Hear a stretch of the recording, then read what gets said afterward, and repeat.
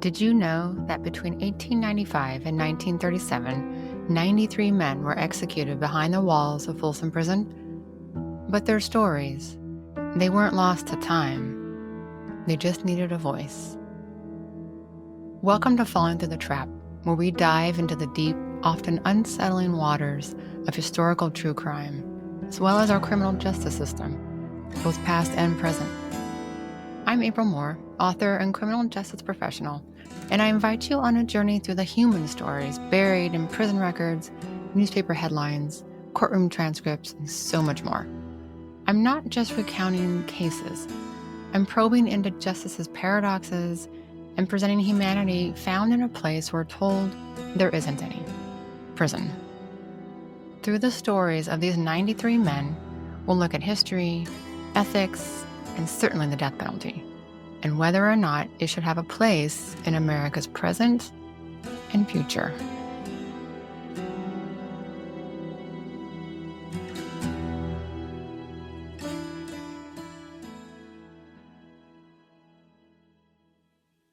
Hi everyone, thank you for joining me for this next episode of Falling Through the Trap. It's a little on the longer side, but this case is filled with crazy details, some of which I've only recently discovered, and this episode could have easily been 3 hours long.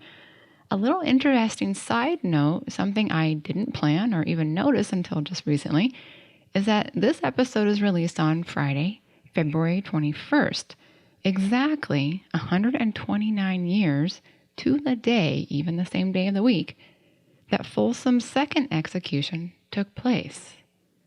This is the story of Ivan Kovalev, executed Friday, February 21st, 1896. This story begins at one desperate prison and ends at another. Sakhalin Island, off the coast of Siberia and Northeast Asia, was a Russian penal colony from 1869 to 1906, in which time it's estimated that about 30,000 inmates and exiles endured this brutal place.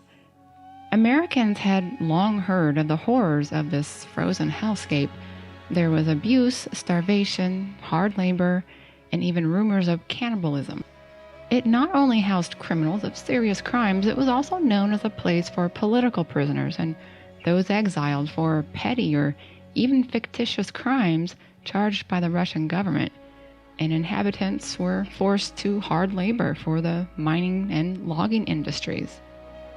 In April of 1890, Russian playwright Anton Chekhov, who had been in the throes of tuberculosis and was feeling particularly unwell, decided it was the ideal time to travel across Siberia.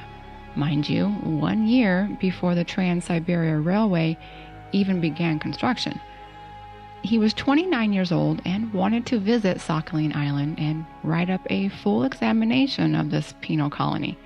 For a few reasons, he felt stagnant in his writing. He wanted some inspiration and was struggling with personal relationships that he just needed a distraction from.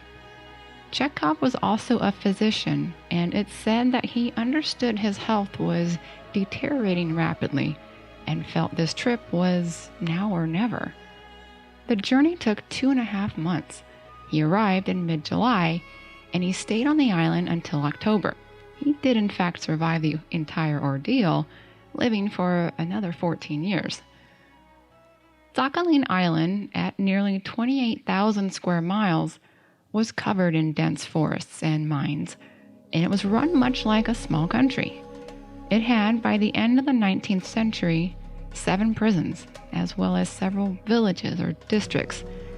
There were men, women, and children living on the island, many of whom were the families of those imprisoned. It seemed that the worst of the worst were kept in the prisons, but criminals, exiles, and their families had run of most of the island, but of course they couldn't leave. And it was a very cold and desolate place where crops struggled to grow, meat was hard to come by, and there never seemed to be enough food. Chekhov conducted a census, gathering as much information of the island's inhabitants as possible, and was welcome to visit the prison. where he did see firsthand the abuse, starvation, and absolute desperation of the place. He remarked in his 1895 book, Sakhalin Island, "If I were a convict, I would try to escape from here no matter what." And lots of prisoners tried and failed. It made escaping Alcatraz look possible. Those who failed were often killed or tortured, but it never stopped the quiet mutterings or fantasies on how to escape the hell of the island. Many preferred to have just drowned than be caught. Chekhov wrote, "It has been said, and the speculation has, incidentally, been expressed in the press that American whalers have taken Sakhalin fugitives on board their vessels and conveyed them back to America. This is possible, of course, but I have never heard of a single such case." That's likely because the first known case occurred 3 years after Chekhov's 1890 visit, and the whaling ship involved wasn't just any whaling ship. I mean, at the time it probably was, but today, this now 184-year-old ship, the Charles W. Morgan, is currently at Connecticut's Mystic Seaport Museum on Chubb's Wharf. This ship has outlived more than 2,700 American whaling vessels and is now the country's oldest commercial ship still afloat. Only the USS Constitution is older. The Chas W. Morgan retired in 1921 at the age of 80, and having survived decades of dangerous Arctic ice and many storms, became known as a lucky ship. And on August 29, 1893, when the ship was still a spry 52 years old, its presence in the Okhotsk Sea was indeed a very lucky occurrence for 10 men in a small raft languishing 40 miles off the coast of the Japanese island of Hokkaido. The men had escaped Sakhalin Island, crammed in a stolen Japanese boat, the sampan, 2 weeks earlier, and they were severely dehydrated, cold, and near starvation. But the escapees didn't signal distress until the ship raised its flag, displaying its stars and stripes, a sight probably more welcome than even food at that point. Having run out of rice and water on the 7th day, the men likely wouldn't have made it much longer. They and their boat were taken aboard, and they were given food, clothing, and a much better place to sleep. Fortunately, one of the ship's sailors was Russian and could converse with the men, most of them at least, because not all of them were Russian. A few were Turkish, one was German, and another was Polish. One of the Russians was Ivan Kovalev, said to be in his early 20s, and having been sentenced to life at Sakhalin for what he called a political crime in 1888. Sent to the island in 1890, he was there when Anton Chekhov was visiting the island. Perhaps they met. Chekhov did speak with many prisoners, but did say that Ivan was the most popular first name there, with the most common surname he said was "Don't Remember" or "Can't Remember." So names like Ivan Don't Remember or Vagabond Ivan 20-year-old was very common on the island, so much so that Don't Remember would be adopted as their actual surname. So who knows if these two men talked. When Ivan was brought aboard, he used the name John, with various last names such as Dubarov or Kovalov. Chekhov could have interacted with the two other Russians, Matthew Sherbakov and Harlampy Nikitin, both, like Kovalev, in their early 20s. Sherbakov had been accused of stealing money from a church while he was building a stove in the building. He adamantly denied the charge. Nikitin said he had been held responsible for the death of a man during a huge drunken brawl involving 17 people. He, too, denied he had done it. The Morgan, running low on provisions, made contact with another whaling ship called the Cape Horn Pigeon, and on September 25th, half of the men, including Kovalev, were transferred to that ship. On November 7th, 1893, the Charles W. Morgan landed in San Francisco, its home port at the time. 2 days later, the other ship arrived.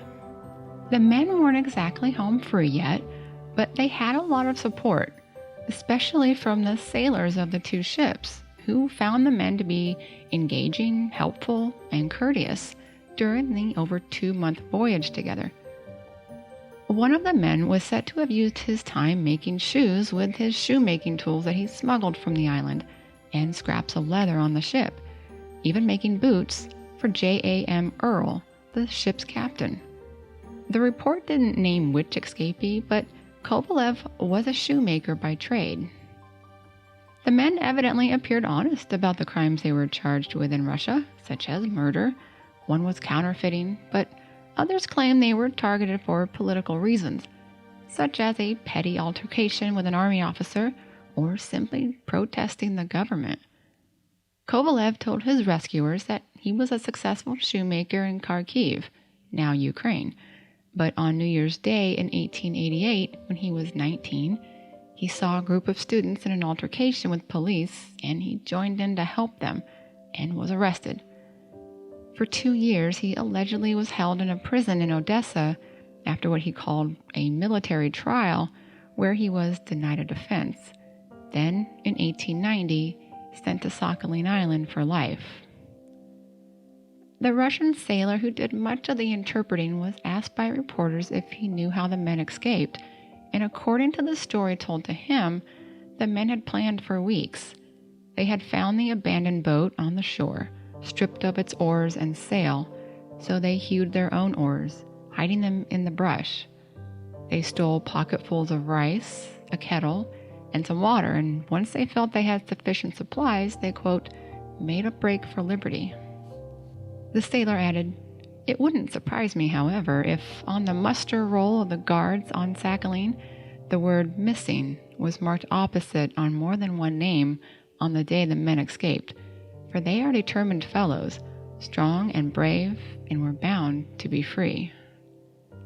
But the men, already malnourished and with inadequate rations, simply didn't have the strength to navigate the boat, so it merely drifted. The sailor told the reporter, "The poor fellows have suffered enough, and we all want to see them get away." This was the conundrum for the U.S. What to do with these men? Defining them was the first step, and a challenging one. Were they escaped criminals or escaped political prisoners, refugees? This made national news.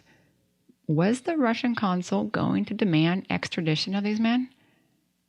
Meanwhile, the first 5 men were taken in by a museum store owner, a 5-and-dime store, curiosity shop, and put on display. They were certainly a novelty in San Francisco at the time. But then Walter P. Stradley, the Commissioner of Immigration in California, started to say, "Hey, we got to think about this." So when the second ship arrived, all 10 men were placed in the jail while the city, the state, and the country all tried to figure out what to do with these guys. An important element that these men might not have fully appreciated at the time, or ever, was that just months earlier in February, the U.S. Senate ratified a very controversial extradition treaty that Russia had proposed in 1886. It had been long debated. Secretary of State John Watson Foster had evidently ratified it on the hush-hush, causing quite an uproar. The rub being that one of the clauses of the treaty was that political prisoners had to be extradited, something that didn't sit well with the American people. The argument being that even though an act against the Russian government and their family members may be wrong, what constituted a right and wrong in Russia was often very different than in other countries that were governed by constitutional and civilized methods. And given the many gruesome reports of Sakhalin and other Russian prisons, the U.S. wasn't keen on sending the men back. American sympathy was on their side. I mean, they presented themselves as pretty decent guys. In fact, they had 0 complaints for their jailers. They were eating well, had beds to sleep on, and they weren't being beaten. One remarked, "Here the policemen laugh at you and give you cigars. Oh, it's very different." The San Francisco Examiner wrote of them, As individuals, the men are a 14th-rate lot, sluggish of wit, dense as to their heads, awkward in what manners they have got. They are made of the same stuff as tramps and ordinary vags, short for vagrants. A few of them can lie cunningly, others have not the sense to prevaricate. They fear to speak the truth, or to talk at all for that matter, and taken all in all, they made a peculiarly uninteresting gathering, yet they are men who have lived in and escaped from the island of Sakhalin, and as such must be regarded as among the most wonderful of mortals. Now, ordinarily, if a ship arrived back home with undesirable human cargo, the ship would be responsible for returning these men, at the ship's own expense, to where they were picked up. But according to the log of the Charles W. Morgan, the men were in distress and afloat outside the prescribed international jurisdiction of the nearest land. No doubt a sigh of relief at the time for Captain Earl and his men. A reporter for the San Francisco Examiner described one possible solution the city might take, one used in many towns and cities across the country, and that was to simply move them along to another county, or better yet, another state, and let them be someone else's problem. Sheriffs and police chiefs employed this tactic often, shooing away unwelcome folks, ones they didn't have enough strong evidence to prosecute, but didn't want them around. Passing the buck, basically.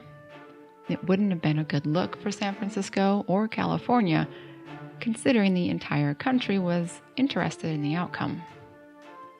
Walter Stradley, the Commissioner of Immigration, was very stressed.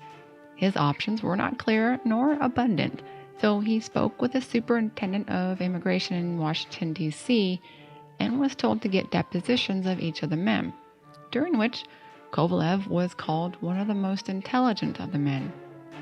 After relaying his story of being a political prisoner, Kovalev said, with tears in his very piercing blue eyes, "And now, where we hope to find sympathy and protection, we are proclaimed murderers and felons. Whatever may happen, I will not return alive to Sakhalin. I may commit suicide here or there."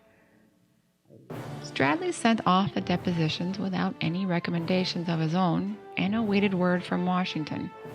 Meanwhile, Russian organizations and newspaper editors across the country were all voicing their support for the men and promising to send aid should they be allowed to stay. The men themselves had written a plea for the papers, begging Americans to not send them back to where, quote, "our blood will flow and turn to ice." That dramatic line soon became synonymous with the story in papers across the country.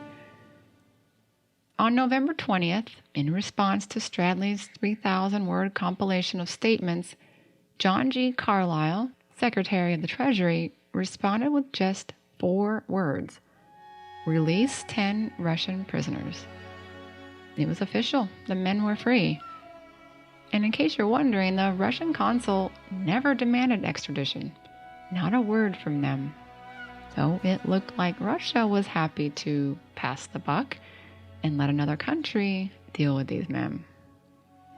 Before the men were released, they got a very stern lecture through an interpreter from Chief of Police Patrick Crowley on how to conduct themselves in the U.S. and to not entertain any anarchist or nihilistic ideas or be drawn to secret societies that conspire to overthrow the government. They were encouraged to scatter, keep a low profile, and make honest men of themselves. The museum owner took them in, provided lodging, clothing, and a wage for being part of his show. He further promised to take them to an employment agency once their run at the museum was over. Most people seemed to support the outcome of this international episode, but there were some who thought Carlyle's decision was a poor judgment call, especially considering he didn't impose any limits on their movements. One reporter wrote, "There is no evidence these men are repentant in any sense, and it will not be strange if they be heard of later in connection with crimes and deeds of violence in the United States." He called it a dangerous precedence. By the first week of December, 3 of the men had just disappeared, then 3 more, until finally they all left the museum, leaving the owner quite angry for just up and vanishing without a word. By mid-month, 1 had already been arrested for burglary. The rest all seemed to disappear for now.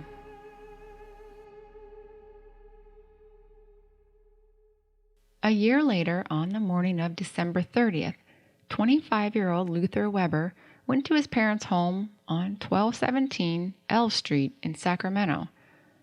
The couple in their 50s lived in an apartment above the grocery store they had opened and operated for 25 years, called the Temperance Family Grocery.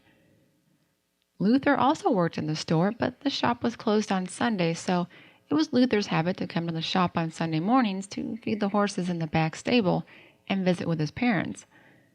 It was around 11 a.m., and Luther went down the alley that lined one side of the building and pushed the gate open, noticing that the rope of the pulley that worked to lock the gate had been cut. He didn't think much of it and went about his chores. Then he went to the back door of the lower level to go into the store and noticed that a rack where his father stored piles of salt was askew. Again, he didn't overthink it and just moved it back and went inside. He walked to the store, grabbed a cigar, noted that the front doors were locked, then turned around and saw a large pool of blood on the floor. He immediately ran to check on his parents. Now, access to the above apartment was from a set of stairs outside in the back that led up to a narrow porch that ran the width of the building. On the far end from where the stairs led up, there was a water closet, an outhouse that just sat outside the door of the kitchen. Luther flew up the back steps, not noticing the 2 sets of bloody footprints, bare footprints, running down the steps. What he did see was a candle, one of his father's slippers, and a pool of blood outside the water closet. He opened the back door and saw a body of a man lying on his back. Blood was everywhere. His first thought was that it was a burglar because the man's face had been so badly mutilated he didn't recognize it as his father's, 59-year-old Francis H.L. Weber. Even a large section of the man's long gray beard had been chopped off. Luther felt the body and it was cold. He dreaded what he would find next. The hall door outside the kitchen and pantry was closed. He opened it and discovered his mother's body. Lizzie Weber was 54. She too was lying in a pool of blood that came from her crushed skull, but her face had only a few superficial wounds. Luther immediately ran to another employee's house and informed him of what he had found. He asked the man to call the coroner and the police while he went to find his brother-in-law, Charles, who was married to Luther's sister, Lizzie, who was named after her mother. He handed the key to the man and took off. The coroner, Henry Clark, who you may remember from the previous story, arrived along with District Attorney Frank Ryan, who, again from the previous story, prosecuted Chin Hain, who will be executed in about a year. Once authorities arrived, as well as Luther and his brother-in-law, they could fully take in the scene, including blood on the ceiling in the store. It had dripped through the upstairs floorboards and onto the floor of the store. Upstairs was a pretty gruesome scene. One reporter called it a slaughterhouse. Bloody footprints covered the floors in every room, which had been ransacked. Every drawer, cabinet, closet had been rifled through, and the money bag that Mr. Weber always put the day's proceeds in lay empty at the foot of the bed. This was Luther's and other employees' worst scenario coming true. Mr. Weber had a habit of taking the day's cash upstairs with him, going outside and up the back steps each night, usually between 9:30 and 10. It always made Luther and the others nervous, but Weber didn't like to use the safe inside the store because Other burglars in the past had attempted to break into the safe, so he would take the money and stash it between 2 mattresses upstairs. He'd assured his employees that he always tucked the bag under his jacket as he held a candle in the other hand and went upstairs. "I'm not afraid," he told one of his clerks who cautioned him about this habit of his. He said if he ever saw someone lurking outside, he wouldn't ask who they were or what they were doing, but he would just shoot them. He had a gun, but rarely ever carried it. The bag was said to have contained $200 to $300 that night. There were other items noticeably missing, such as some jewelry, clothing, and some smaller items. It appeared the couple had just started to retire for the night, and it was determined that when Weber walked out of the water closet, he was ambushed, struck over the head with an axe. He had some other cuts on his body, but his face and head took the majority of the 26 stab wounds. Then his body was dragged a short distance into the kitchen. It appeared Mrs. Weber, likely hearing the commotion, came out of a bedroom and was stopped in the hallway by one of the killers, who beat her over the head. A couple of the officers were absolutely sure this was the, quote, work of the Chinese, saying it was their tendency to mutilate those they kill. The grounds, of course, were searched, and there was blood on the back gate, another detail Luther missed when he arrived that morning. And they also found Weber's bloody axe in the storage shed in the back, as well as a hatchet, but it didn't have blood on it. On the ground was a ring belonging to Mrs. Weber that had been torn from her hand. Evidently, one of the killers dropped it when stashing the axe. Obviously, it was a shock to the city of Sacramento. The Webers were very well known, having been in the area since 1867 and running the store for 25 years. Mr. Weber was quite prominent in the Prohibition Party and had even run for mayor of Sacramento in 1877, but Prohibition not being hugely popular, he received only a few dozen votes. But despite being a temperance grocery store, not selling liquor of any kind, his business was fairly popular, especially because it was located just across the street from the back park of the state capitol building. Today, you'll find the Regency Hotel dominates that block. Mr. Weber was also very active in local civic organizations and, by all accounts, extremely generous, donating his time and groceries and supplies to various city events and fundraisers. The Webers were very beloved in Sacramento. The next day, New Year's Eve, a man named W.T. Hamilton, who was a self-appointed private detective and known as an insufferable know-it-all, was given permission by the family to poke around, including in the storage shed. And much to his delight, he made a very big discovery. In the shed where the axe and ring were found, there were a couple of old ash barrels with a few things piled on top, and Hamilton removed these and lifted the lid of one and found a pile of bloody clothing, still damp. This included a couple of pairs of pants, vests, jackets, and a couple of shirts, and one stocking from a pair. There were also a pair of Mr. Weber's boots. Everything was bloodstained. Most of the clothing didn't belong to the Webers, but to the killers who had discarded their bloody clothing for the garments they'd stolen from the Weber house, although there were a few items that were left because they were too small, such as Weber's boots.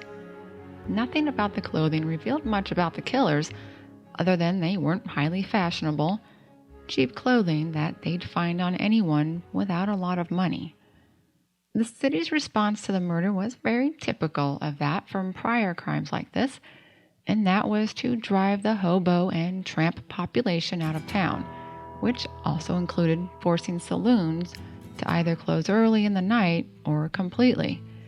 Saloons, which operated well into the wee hours of the morning, were considered safe havens for criminals. They could commit crimes, then go unnoticed as they blended in with a rowdy crowd. But if bars closed at midnight, police would be able to monitor who had homes to go back to and who didn't. Those who didn't were searched, arrested, or run out of town, usually all three.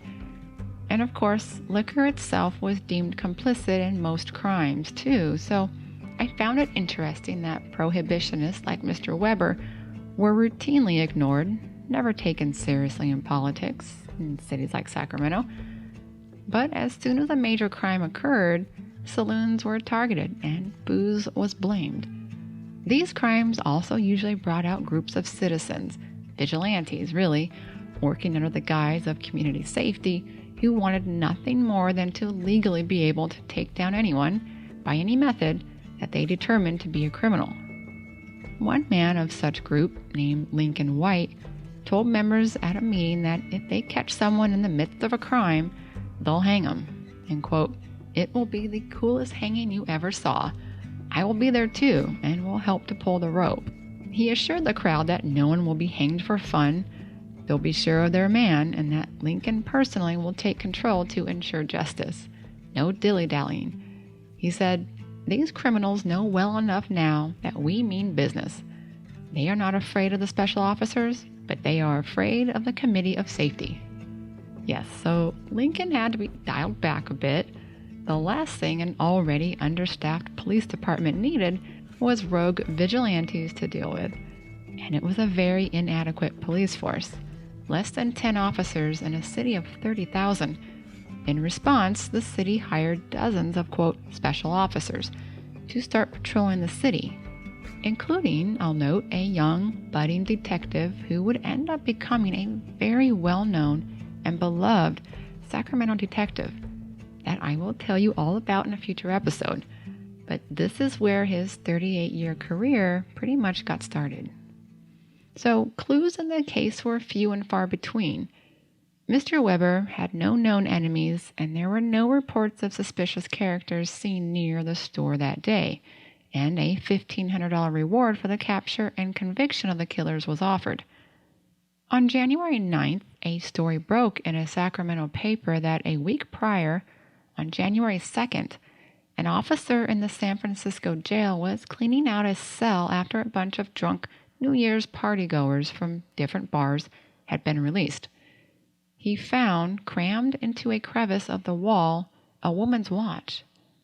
The lid covering the face had been torn in two, and when the officer put them together, he saw the inscription, "To L.M. Weber from Mother." Lizzie Weber's watch. It appeared someone had tried to scratch out the engraving, but not well enough. Captain Isaiah Lees of the San Francisco Police Department was furious. Things did not get by Lees, at least that was the reputation he had. Lees was, and probably still is, considered by those in criminal justice history as one of the greatest detectives of all time. In 1895, he was in his 41st year with the San Francisco Police Department and 5 years from retirement. He was a big deal, a bit of a celebrity. In fact, according to documents at the California State Library, Lees traveled to Scotland Yard often, and that his photograph hangs there.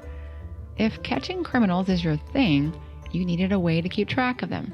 And so when Lees first joined the force, he funded on his own the Rogues Gallery, a highly prized collection of mugshots.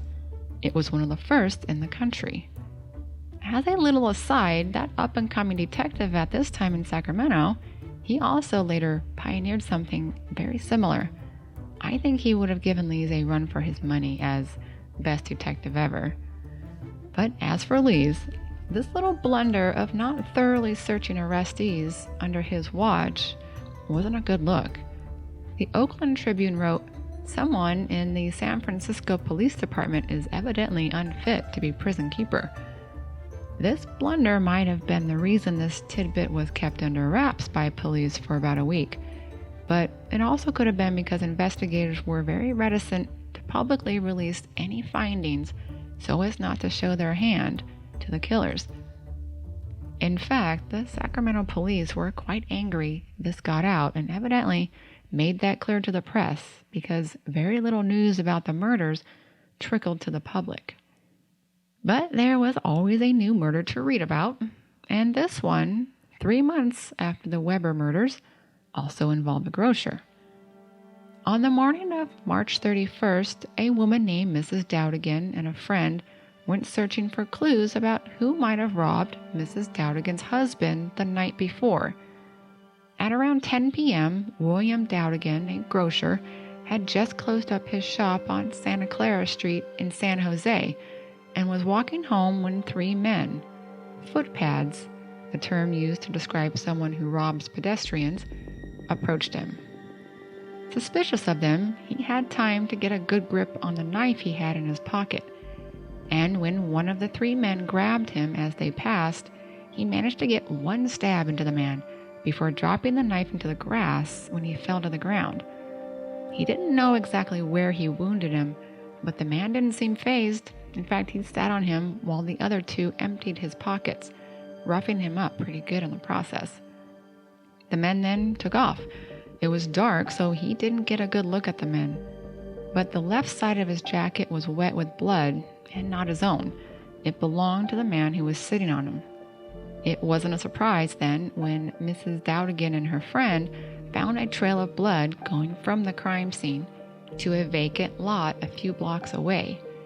At first, they didn't see anything, but in the far corner, they spotted a pair of feet.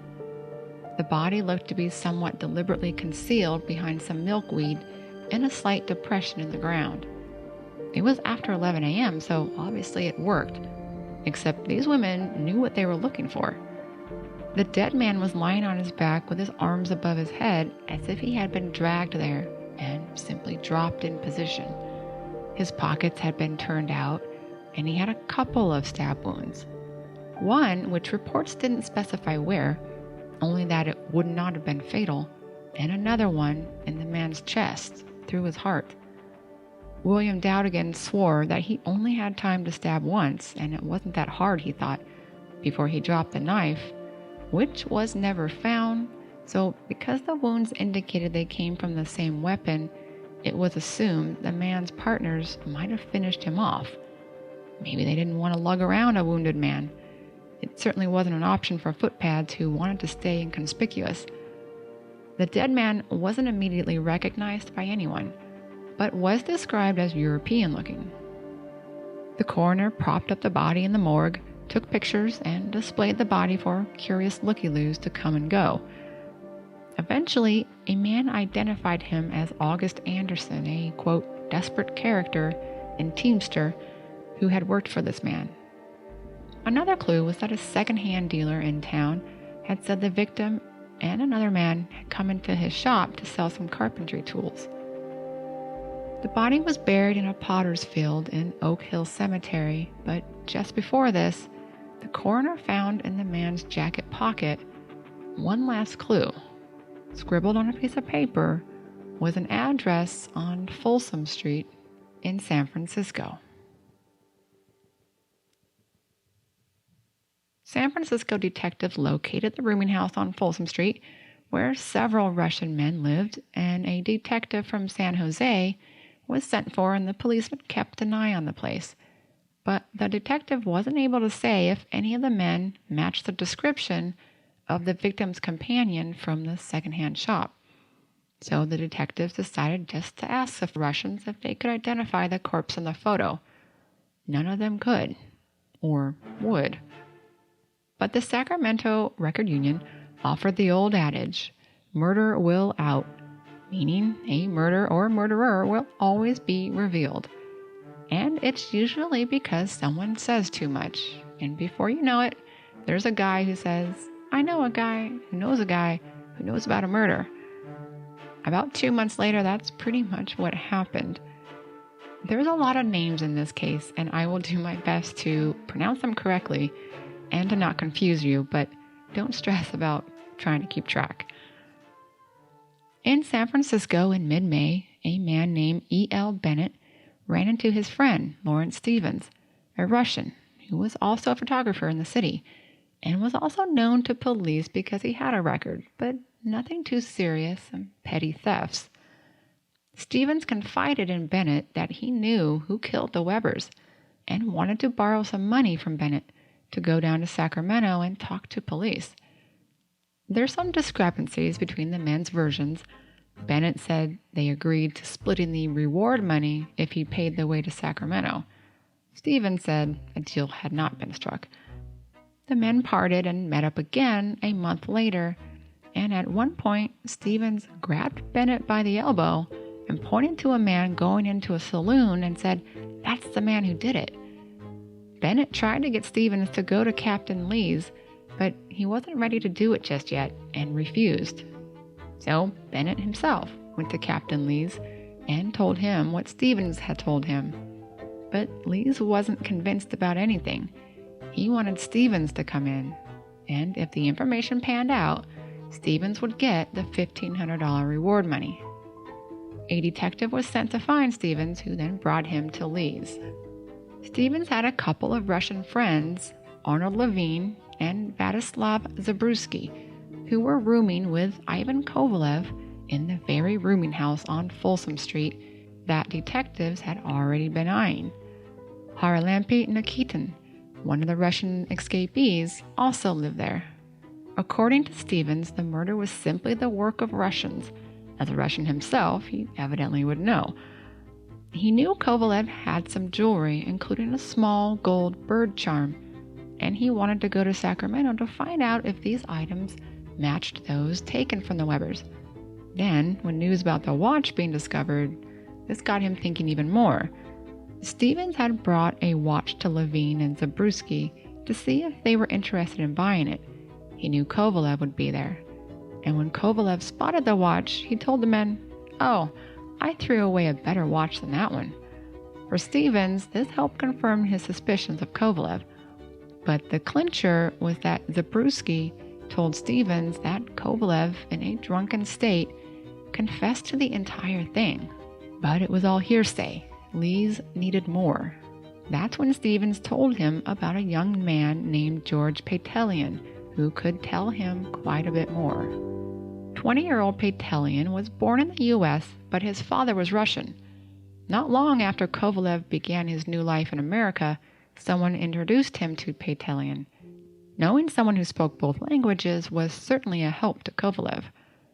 Patelian told Lees that at 1 a.m. on New Year's Day, Kovalev came to his rooming house and woke him up.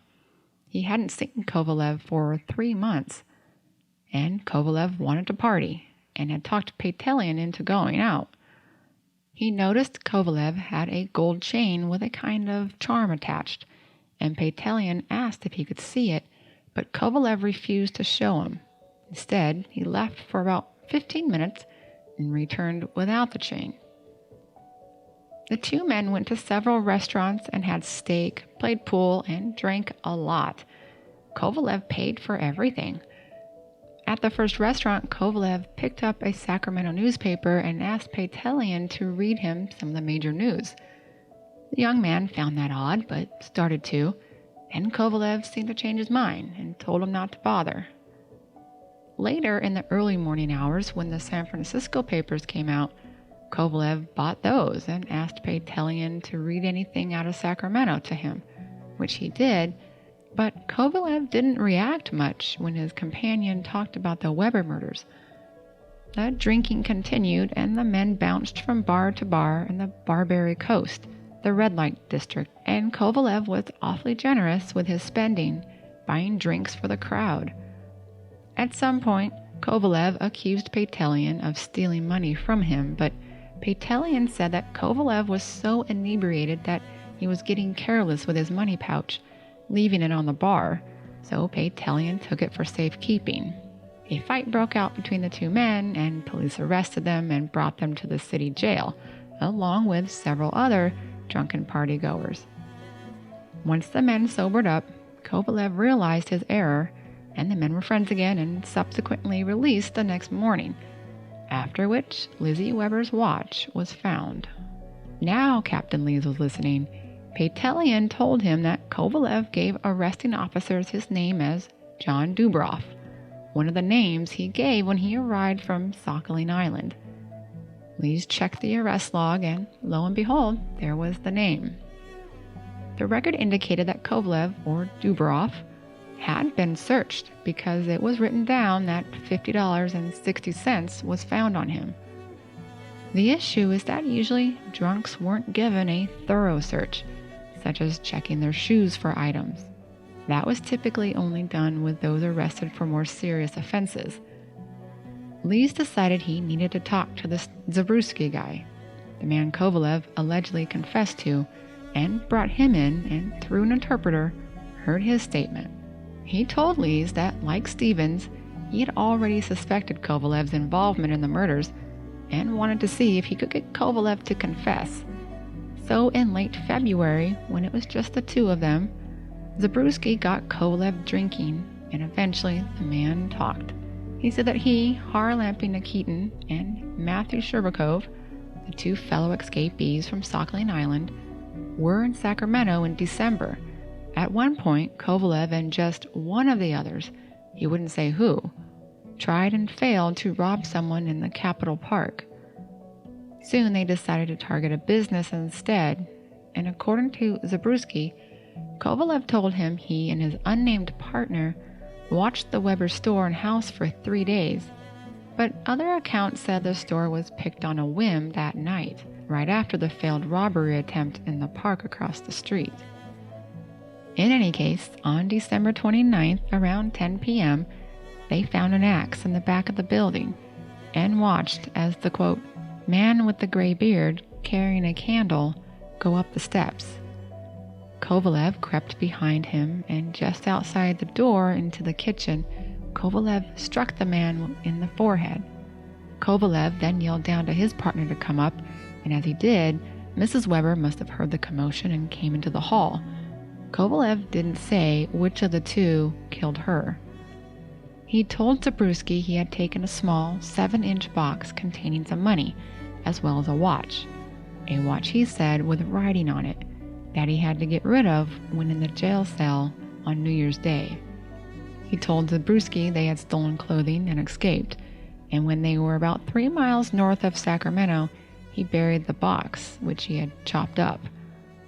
One item he took was a gold pigeon charm, apparently the same one Stevens said Kovalev had.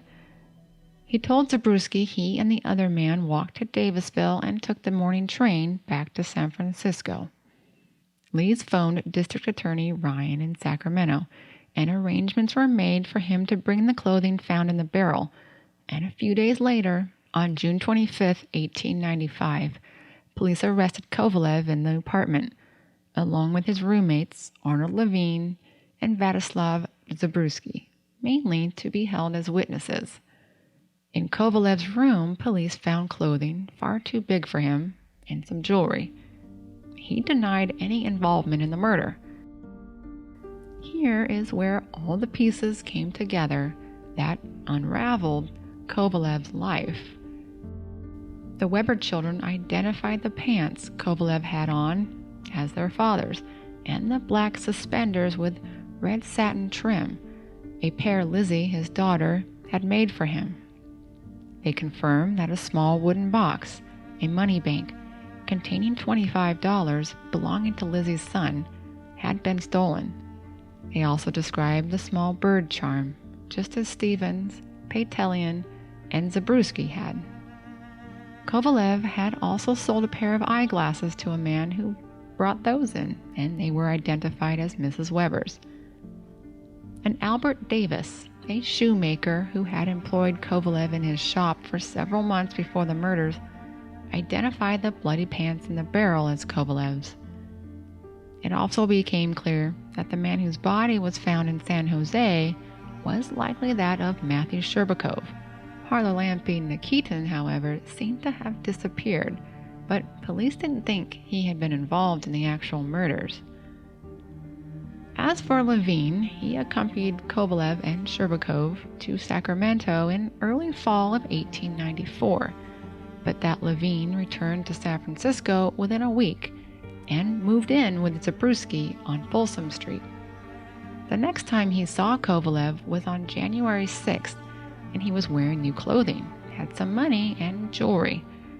He also said Kovalev's behavior was odd, paranoid, and fearful, and he was particularly afraid of Sherbakov, saying the man had tried to rob a woman in Loomis, and it frightened Kovalev. So, Kovalev moved in with Levine and Zabriskie. Then at the end of March, Kovalev, Nikitin, and Zabriskie went to San Jose and met up with Sherbakov, apparently to look for work. Sherbakov and Zabriskie went to the pawn shop and sold some carpentry tools, but then Zabriskie left, leaving Kovalev, Nikitin, and Sherbakov. A couple of days later, the robbery of Mr. Dowd again, and the body found in the lot. Nikitin, at this point, vanished. Levine and Zabriskie claimed that when police came to their apartment and showed them the photo of the corpse, they truly didn't recognize the man, as police didn't give any other details. Kovalev simply went along with what the others had said, but once police left, had told them that it was indeed Sherbakov. He didn't give details, but it was implied that his injury provided the perfect opportunity to get rid of him, take anything of value, and have one less person to know about the Weber murders.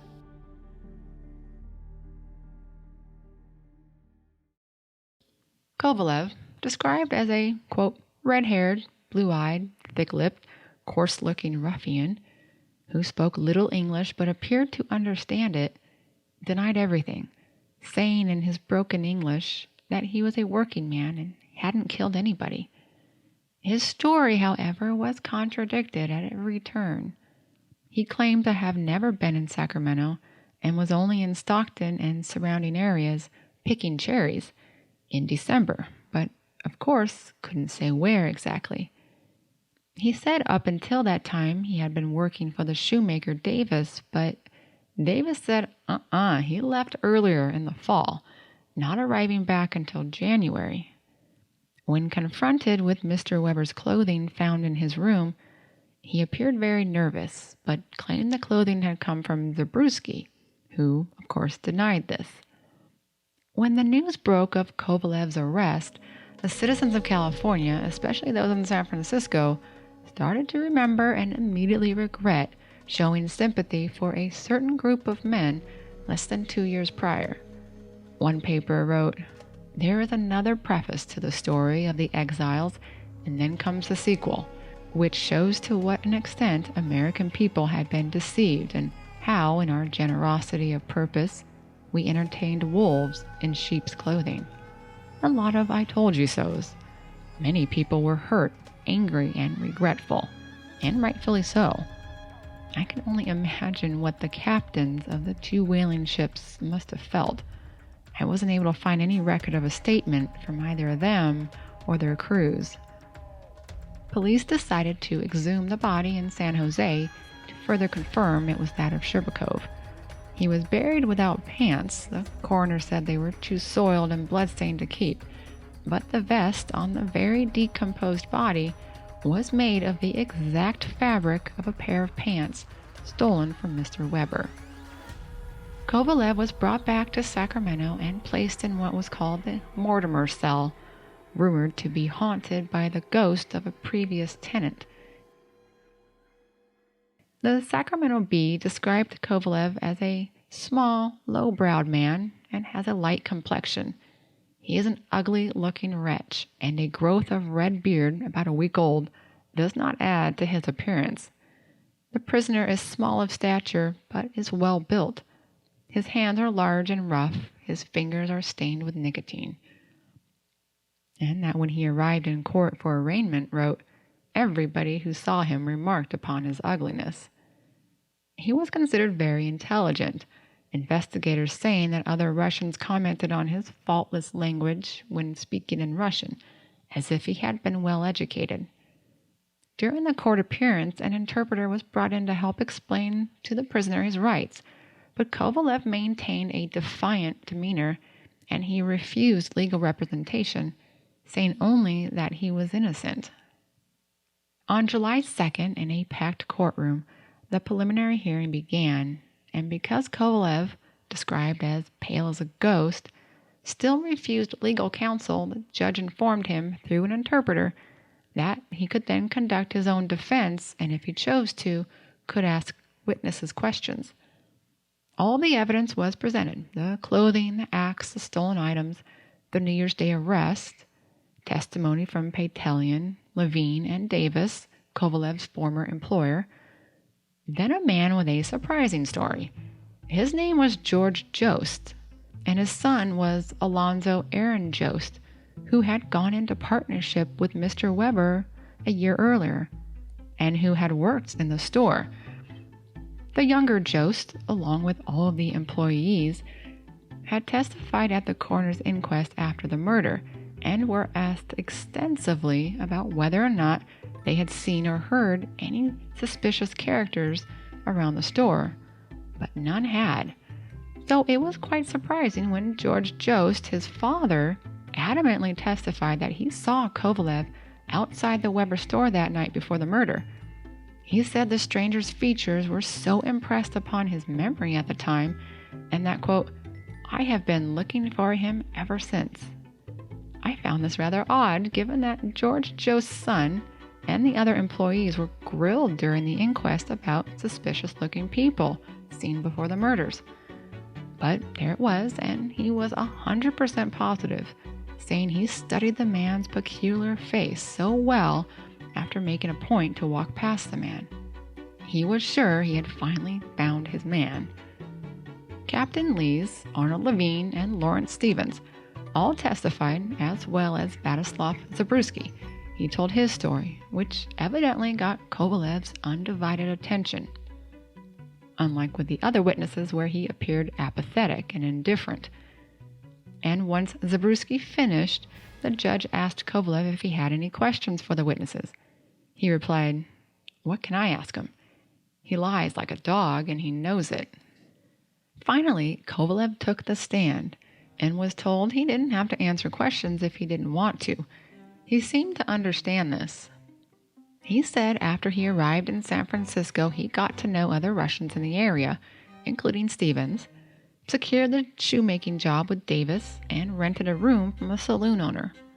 He also now admitted being in Sacramento in the fall, but mostly outside the city, picking cherries, despite it being out of season for the fruit. He claimed to have arrived back in San Francisco around Christmas time, a few days before the murder. He said his new clothing came from a Jewish peddler he had met on his way back to the Bay Area. When asked where he stayed for those 3 or 4 days in San Francisco before New Year's, he claimed to have been in a couple different 10-cent rooming houses, which of course he couldn't recall where. District Attorney Ryan asked him about the gold chain and charm, and Kovalev said he found it on the street and tried to sell it, but found it was worthless, so he threw it away on New Year's Day after Patelian saw it. He also denied asking Patelian to read any of the newspaper reports. He admitted being in San Jose with Nikitin, Sherbakov, and Zabruski, who did leave first, and upon not finding any work, Kovalev said he left both men alive and returned to San Francisco. Regarding the identification of Sherbakov, Kovalev said he was just following Levine and Zabruski's leads, and he didn't want to involve Sherbakov in a scandal, whatever that meant. He said all of this was the work of Stevens, and that he had nothing else to say. At the end of his testimony, he asked the judge, "What comes next?" Someone in the courtroom remarked, "The end of a stout rope."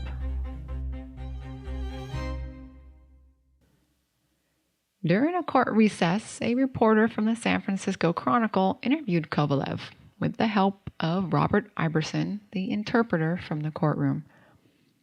The reporter started off by telling readers how he believed in phrenology, the long-since debunked theory that said head and facial features determined criminality, expecting to see in the courtroom a man with, quote, "a misshapen head, massive, brutal jaws, and wearing a bold, bloodthirsty expression." Instead, he saw a slight, small-built man without a face of a ruffian, let alone one who looked like he'd run barefooted through blood and gore. He noted, though, that 26-year-old Kovalev only half-heartedly asserted his innocence and told readers that it was San Francisco Police Chief Patrick Crowley who said that the natural manner of an innocent man accused of an atrocious crime would be greatly anxious and nervous, and that the hardened criminal always acts defiant to the end. So the reporter wasn't sure what to think of Kovalev. He sat slouching on a stool as if to shrink himself from view. He wore a slight sandy-colored mustache, red stubble on his chin and cheeks, and his light-colored hair was oiled back. His eyes are so pale blue as to appear white, the reporter wrote. They are small and vacant of expression, if they can be said to have any expression at all. Those eyes haunt me. He said the eyes were like that of a vicious pony he had once owned. In horses, this was often referred to as glass eyes. Kovalev opened up. He said he was born in Voronezh, in southwestern Russia, in 1869. The same year, the Webers opened their store and had their son. Kovalev's father died when he was 3, and he lived with his mother and uncle. He was educated, and at age 12, continued his education in Kharkiv. At 15, he left the school where he had been learning the trade of shoemaking and began working in a shop. For the next 4 years, he attended meetings with other young people, getting involved in the growing nihilist movement, the pushing back of Russia's old aristocratic and traditional values, philosophies, religion, and culture. In 1888, at 19, after participating in a riot, he was arrested with a group of young radicals in a hotel room for singing songs of liberty, something he said was prohibited in Russia. Like he said 2 years earlier, when he arrived in San Francisco, he spent 2 years in the Odessa prison, then transferred to Sakhalin Island. He told the reporter that since boyhood he was a singer and sang for the prisoners on Sakhalin Island. This seemed to garner favor with the guards, and he was made a trustee, a prisoner given more freedoms and duties.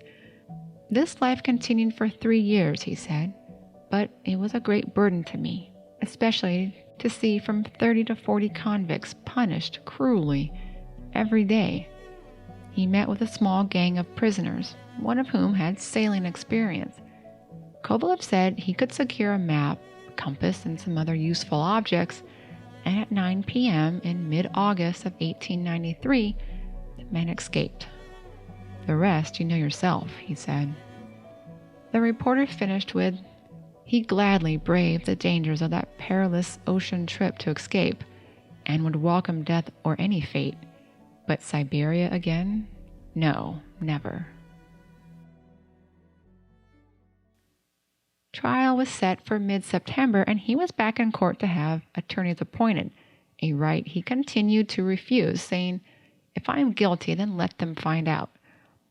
After much back and forth through the interpreter, Kovalev relented, saying, do as you please. Judge Matt Johnson appointed J.W. Anderson and Elijah C. Hart to defend him. You might recall in the last episode, attorney A.L. Hart. He defended Chin Hain. A.L. and Elijah, also known as E.C., were brothers. Kovalev spent much of his time singing for fellow prisoners in the jail and seemed quite indifferent to his fate. Arnold Levine and Batislav Zabruski were also in the jail, confined as witnesses. Zabruski, a carpenter, spent his time building a very detailed wooden model steamship, complete with ropes and other finishing touches, including the boat's name, the Weber, painted on the side, along with the words Sacramento, December 1894. Kovalev, too, was feeling crafty and built his own impressive model boat, in which he named the Kovali. It's worth noting here, too, that Chin Hain and Huey Yen Singh from the previous episode were also housed in the jail at this time. Hain had just found out his appeal had been denied, and he would hang in December. Kovalev's attorneys, meanwhile, were dismayed that their client faced his preliminary hearing without legal counsel, especially considering his ignorance of American laws and language. They planned to insist the testimony not be allowed at trial, but it would be. District Attorney Ryan said everything was conveyed to him by an interpreter and that he hadn't in any way taken advantage of him. His defense proposed that Kovalev was the victim of a conspiracy orchestrated by the Russian government because their client knew too much about Russian thieves and spies in the U.S.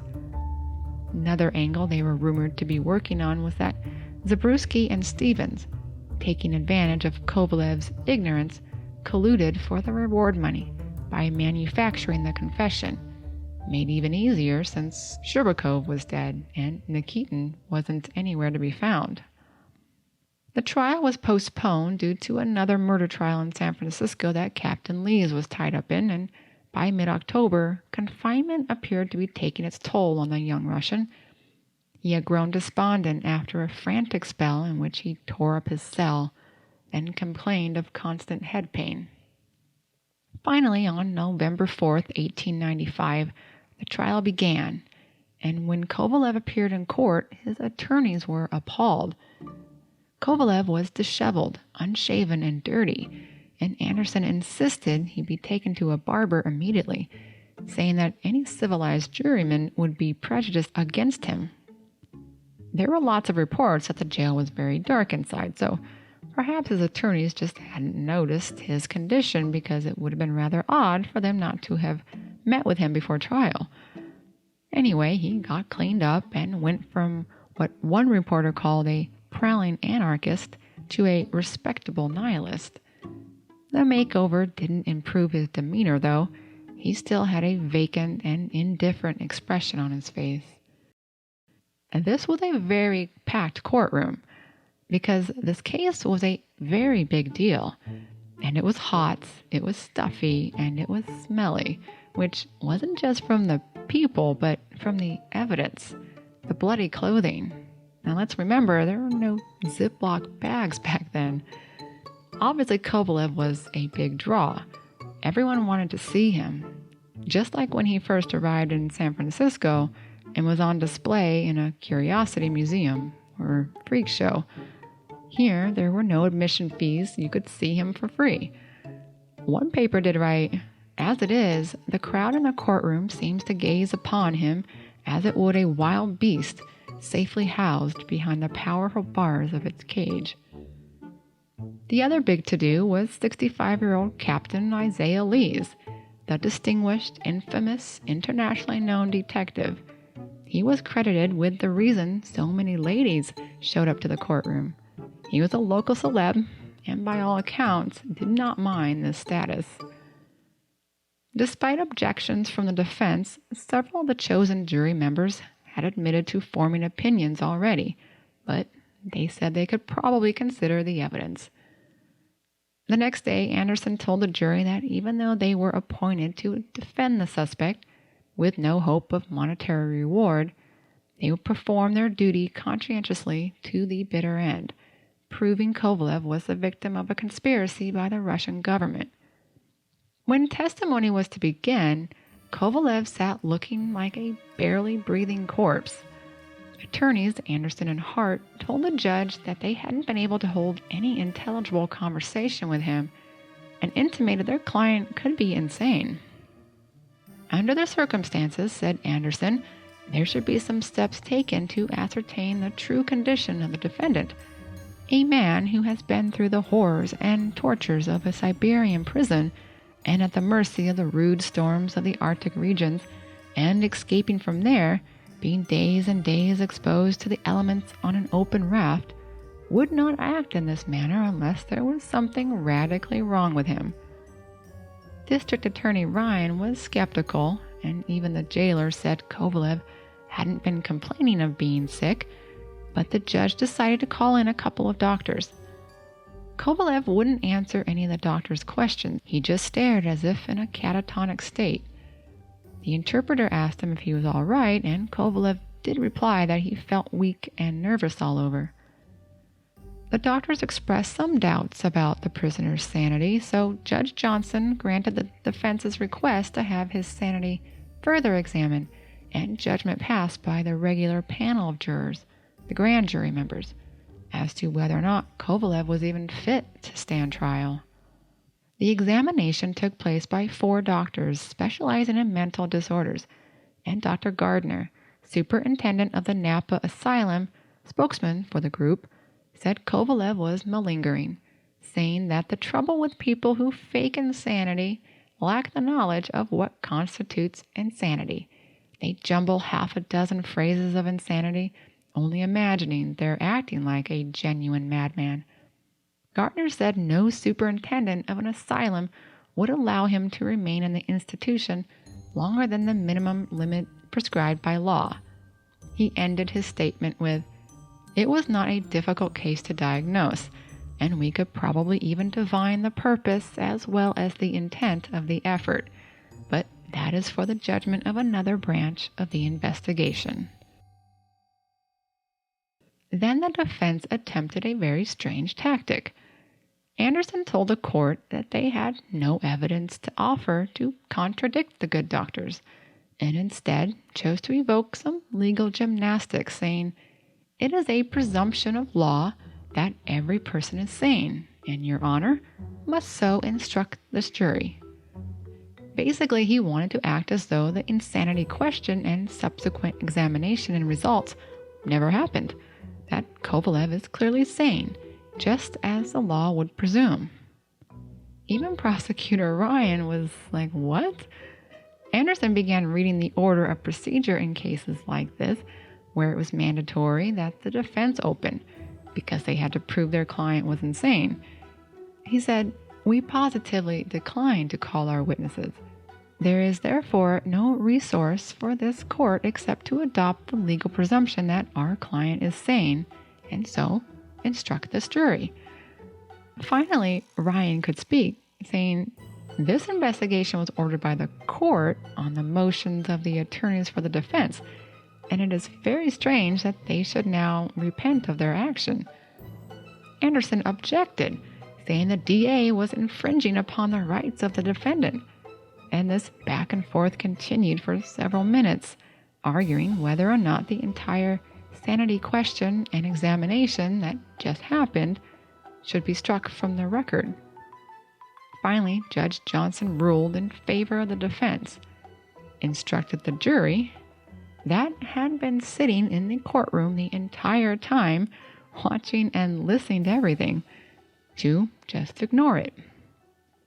Today, of course, it's not unheard of for a jury to be told to disregard something they just heard because the judge ruled it to be struck from the record, but in 1895, that wasn't very common. Later, once the trial had ended, the papers reflected on that moment, calling it absurd that a jury is instructed to ignore the ostrich with its head in the sand and its butt sticking up in the air right in front of them, and in this case, the most prominent factor in the entire landscape of the case, Kovalev's sanity. Even Kovalev himself decided he wasn't insane, telling the papers, "I'm not sick. I never have been sick.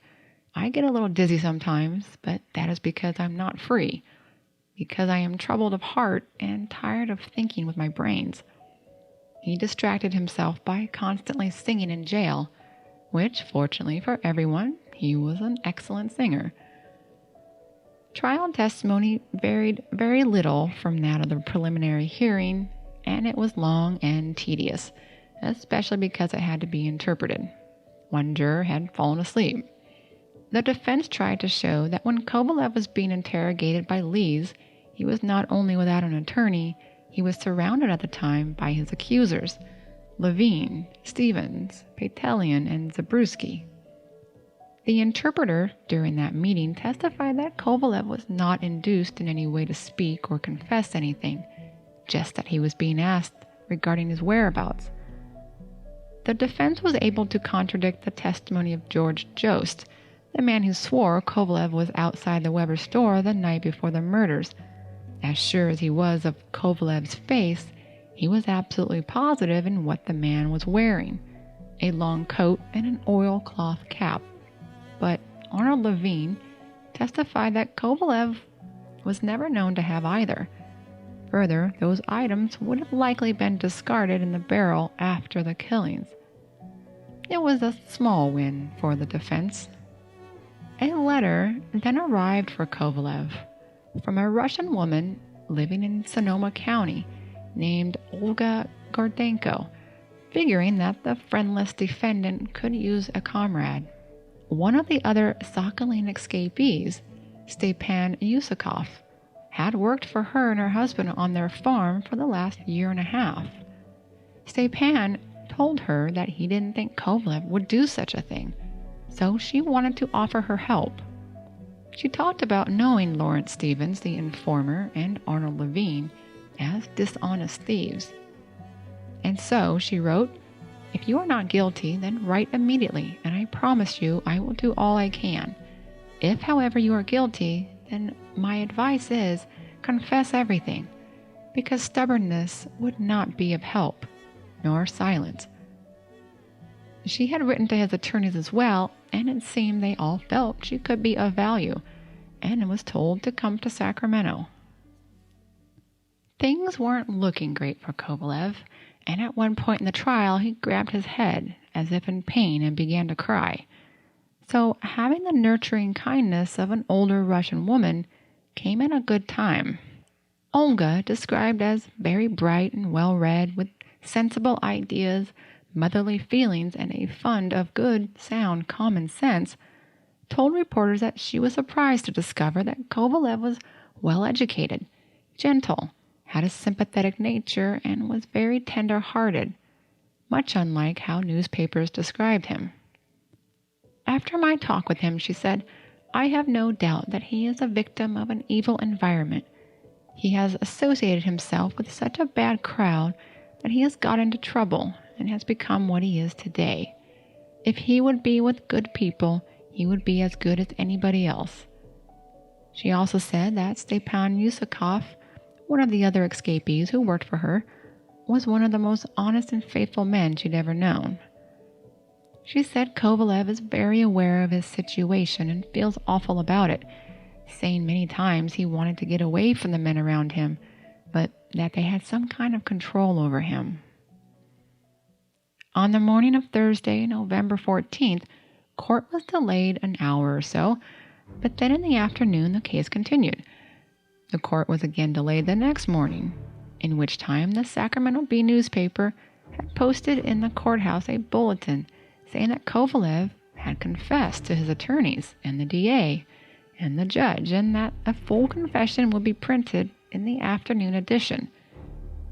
As a result of that bulletin, the courtroom was packed, and when court resumed, Anderson, visibly angry, addressed the court about the bulletin, calling it an infernal lie, and that anyone who says his client confessed doesn't know what he's talking about. Even the DA, Judge Johnson, and Olga said that no confession had been made to any of them. The crowd was very much disappointed, and the trial resumed. But as promised, the Bee released a very specific confession, complete with detailed dialogue between Kovalev, his attorneys, the DA, and the judge, as well as descriptions of facial expressions and body language, as if the reporter himself witnessed it and transcribed it. The article went viral, as they say. Other newspapers picked it up, and his attorneys were shocked. In the Bee's version, Kovalev admitted to being present during the Weber murders, but that it was Matthew Sherbakov, his partner, who did the killings, and that the man exerted some kind of hypnotic trance over Kovalev. No matter how many denials were issued, the Bee was sticking to their story. What was interesting is that no one seemed to be asking how the paper got the information, and they certainly weren't offering an explanation. On Monday, when the trial resumed, Anderson told the court, "At this stage of the trial, this fiery ordeal through which the defendant has thus far passed, he demands the right to become a witness in his own behalf. He insists upon making a statement to the jury. We have no control. To that extent we must yield, be the consequences what they may. We ask that the jury consider the human fallibility is proverbial, and that man at best is often, very often, an irrational being.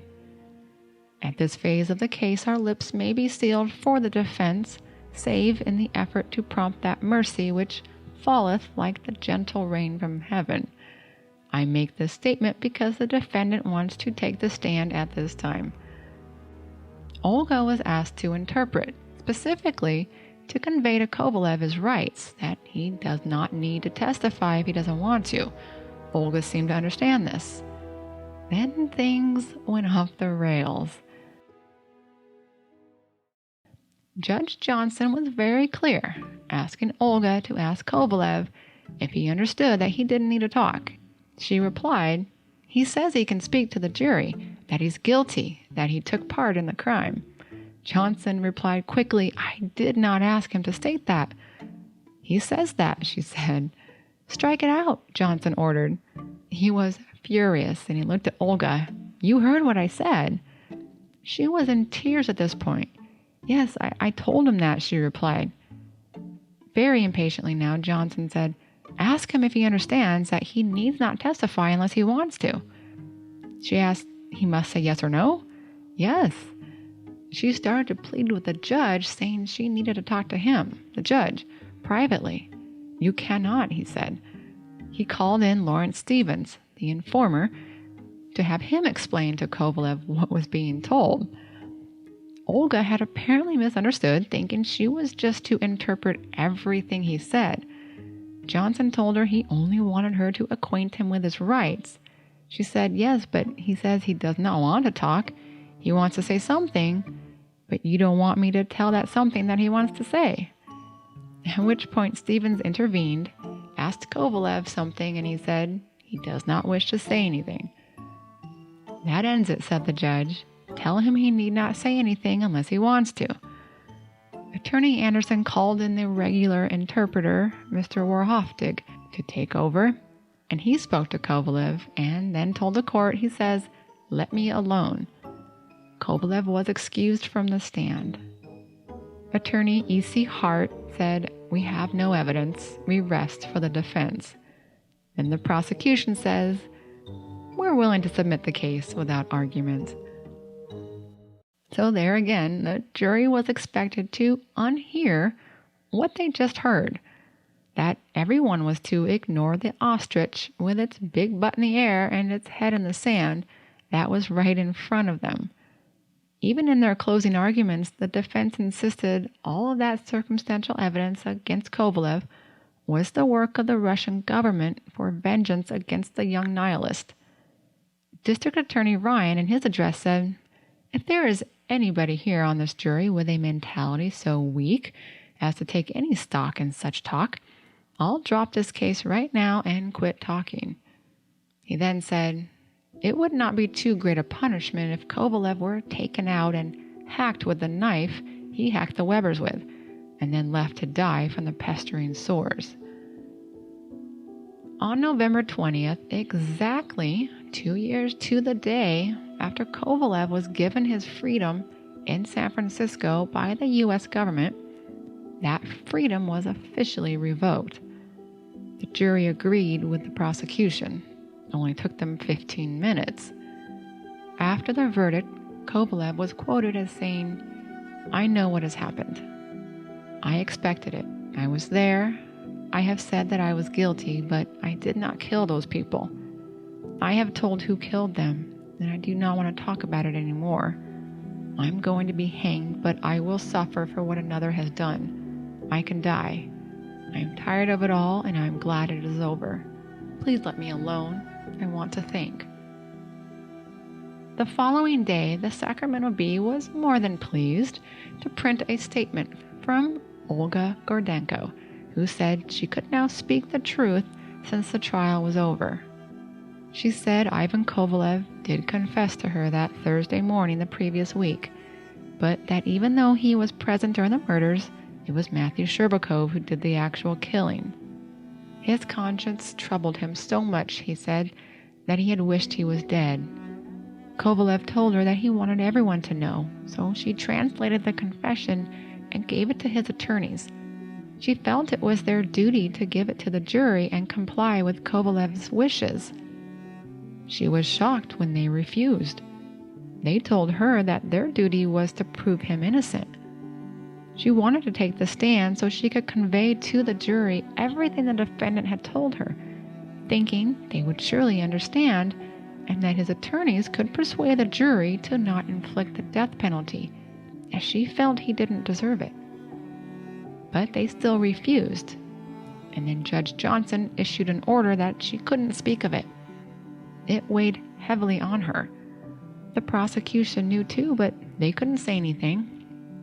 Then Anderson and Hart finally acquiesced and put him on the stand, yet said it was against their advice, which confused Kovalev.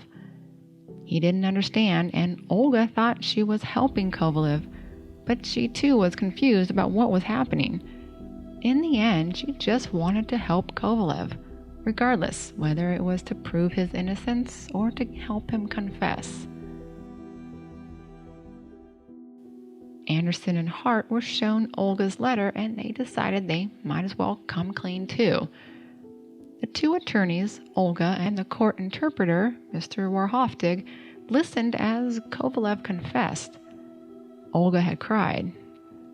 They said that Kovalev had become almost unconscious and could not give the details of the murder, but believed that he had no hand in it. They did say also that he told Olga that he had been sent to Sakhalin for murder, but that was all they said about it. Kovalev had added that as God is his witness, he did not feel as though he had committed murder. Later, E.C. Hart provided a more in-depth explanation of their decisions during trial, saying how important it was that the rights of every defendant, guilty or innocent, are fully protected and that they have a fair and impartial trial. If they don't protect the rights for everyone, they can't protect them for anyone, including those wrongly accused. After being appointed as counsel, they conducted extensive interviews with Kovalev, and he consistently told the same story, that he was innocent, and they truly believed him. It was 3 weeks into the trial when Kovalev told the interpreter he wished to speak to his attorneys about his defense. This was that Thursday, November 14th, in the judge's chambers where he confessed. They weren't expecting it. They looked at each other and said, "What are we going to do?" Hart wrote, "We owe a duty to society as members thereof. We owe one equally as binding to the law, which provides that no man shall be deprived of life, liberty, or property without due process thereof." Out of the best interests of their client, and still within the bounds of law, they chose to not say anything at that time and proceed with trial. But imagine our perturbation on the next morning when, to our utter astonishment, the startling announcement was made on the B bulletin board that Kovalev had confessed the crimes to his attorneys. Hart said that the paper's issue contained what, quote, really transpired between them and Kovalev. Hart said it paralyzed him. Again, how did the B reporter obtain the exact confession? Was it the interpreter? Was the reporter able to eavesdrop? The answer, as far as I could tell, was never given, and that the question was never asked. Kovalev had nothing to say before he was sentenced to hang on February 21st, 1896. Anderson asked for a new trial based on court errors, but it was more of an obligatory move because he said also, "We realize how futile it would be in the face of the prevailing sentiment that exists in this case to make an argument in support of any of the principles of law which we would present." Of course, the motion was denied, and while they gave notice of appeal, they chose in the end to not submit one. The public definitely approved of the verdict. One editorial read, "A sentimental sympathy for bad men has seldom gone so far as it did for these escaped criminals." Kovalev was transferred to Folsom Prison's back alley, or condemned row, alongside Chin Hain, who in just days would be the prison's first execution. He was already familiar with Chin Hain, as the men had been confined together in the Sacramento City jail. It was rumored the two men didn't get along. Kovalev would be removed from his cell during the actual execution of Hain, but I'm sure the suspense of not knowing what to expect bothered him. As the date of his own execution grew nearer, Kovalev became increasingly despondent and appeared ill. Warden Charles All denied this was the case, saying that Kovalev was simply practicing an old prison trick of eating soap, which would cause him to vomit and froth at the mouth, a way to appear sick and a great reason to delay an execution. All added that he had been working hard to get Kovalev to give some details about the Weber murders, but Kovalev kept refusing to talk about it. One paper wrote of Kovalev, "Although a human being, Kovalev is a person whose instincts are very little above those of the brute creation. He comes from the ranks of the lowest order of humanity in Russia and appears to be utterly devoid of moral sensibility." Kovalev's attorneys requested that his brain be examined after the execution, and All approved the request, as I'm sure he too was curious if Kovalev's brain would reveal anything about the man's sanity.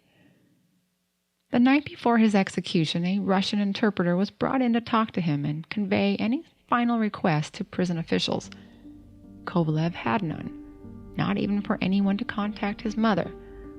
He refused to say much at all, except apparently he told a prison official he had poisoned a man to death in Russia. Again, as I mentioned in the previous episode, these pre-execution confessions, usually to just one person, always struck me as a little dubious, but perhaps he did.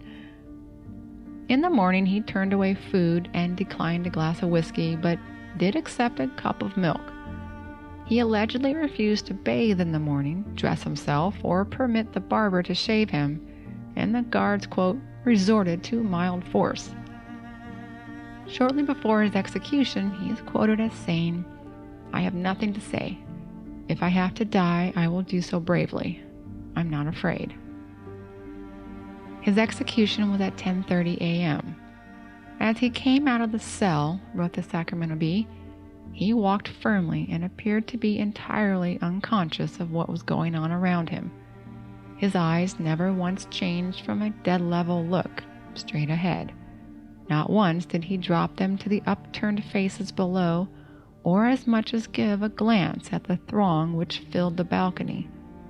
He walked as a soldier would walk under the command of his drill sergeant. Stepping onto the trap, he mechanically put his heels together on the crack in the center and let his hands fall by his side, just as soldiers do when standing at attention. Kovalev's body shot down through the trap with no struggle. His hands and feet twitched for 4 to 5 minutes, not uncommon, and at 10:40 and a half, he was pronounced dead. One paper described his hanging body as an inert mass of human clay at the end of the rope. 2 doctors performed the brain autopsy, finding that it weighed just over 50 ounces, a few ounces above average, and by all appearances was completely normal. The cheap pine coffin, painted black, was carried out to the cemetery and he was buried. "There was no one to shed a tear," read the Evening Bee, "or to say a word for the dead." Luther Weber sat and watched the funeral proceedings, and after the wagon had gone away, the young man expressed a feeling of satisfaction.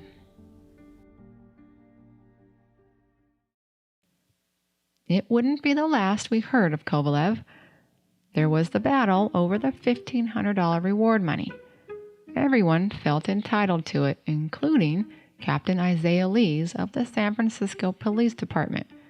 But this was one fight that even Lees, a charging force of nature, would struggle to bulldoze his way to victory. Those who threw their hat in the ring were E.L. Bennett, the man who got the hot tip from Lawrence Stevens, who also applied for the reward, W.T. Hamilton, the amateur private investigator who found the clothing, felt he had earned it, and George Jost, the surprise witness who said he saw Kovalev outside the store before the murder, felt he should have some of the money. His claim seemed like a stretch. It was said that everyone but Lees were willing to split it. Lees wanted it all. after months and months of arguments in front of many different judges, Lees was granted the reward money, but the state controller refused to issue it, contending that a sworn officer of the law already has the duty to perform his work without the promise of a reward. It could set a very bad precedent, as an officer might delay an arrest until reward money was offered. The state Supreme Court agreed and reversed the decision, a piece of case law that will be referenced again in 1903 when the same issue arose in another upcoming story. Finally, in March of 1899, 3 years after Kovalev's execution, the reward money, which had dwindled to 1,000, was awarded to Lawrence Stevens, the informer.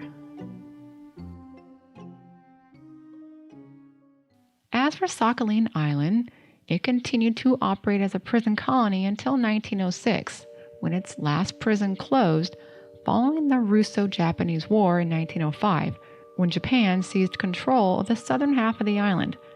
Eventually, Japan took over the entire island and ruled it for a little bit, but Russia has held full control since 1945, and today is home to roughly 500,000 people. And in case you're wondering about that 1893 extradition treaty, who wouldn't be, right?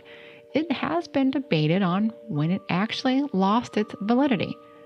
According to William C. Harrington, author of a 2015 article published in the Journal of Law and Policy, in 2007, an advisor to Russia's Prosecutor General said the treaty was never officially canceled because it specifically stated that the agreement would remain in force for 6 months after notice of termination by either side.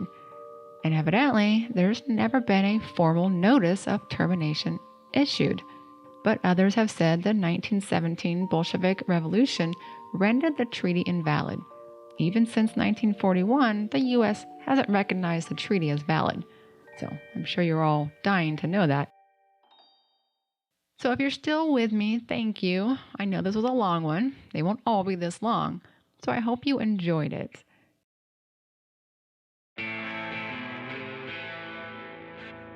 Next time, you will hear about Folsom's third execution, John Craig, a former police officer with a grudge and a nasty temper. After shooting one person, he stepped over the body, raised his 2 guns, and said, "Oh, I've got enough guns for the whole family."